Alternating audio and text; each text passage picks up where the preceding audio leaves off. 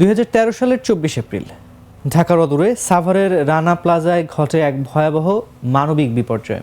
8তলা বাণিজ্যিক ভবনে অবৈধভাবে স্থাপন করা হয়েছিল কারখানা, সেটি ধসে পড়ে। নিহত হন 1134 জন, আহত হন আরও 2000-এর বেশি। তাদের সবাই ছিলেন পোশাক শ্রমিক। এই ঘটনায় হত্যা ও ইমারত নির্মাণ আইনে 2টি মামলা হয়। এর কোনোটিরই তেমন কোনো অগ্রগতি নেই। হত্যা মামলায় সাক্ষ্য গ্রহণ শুরু হলেও অন্য মামলায় রয়েছে স্থগিতাদেশ। এ নিয়ে আসামি পক্ষ বলছে, 2 মামলায় বিচার শেষ না হওয়ার বিচারাধীনভাবে কারাগারে আটক সোহেল রানা। অন্যদিকে রাষ্ট্রপক্ষ বলছে, মামলার অভিযোগ গঠন নিয়ে আসামিরা উচ্চ আদালতে যাওয়ায় সাক্ষ্য শুরু হতে কয়েক বছর সময় যায়।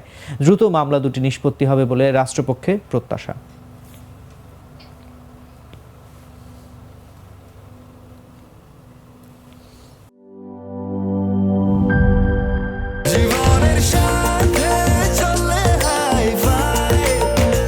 স্বাস্থ্যকর অল টাইম ফ্যামিলি কেক, সব সময় অল টাইম হেলদি লাইফ।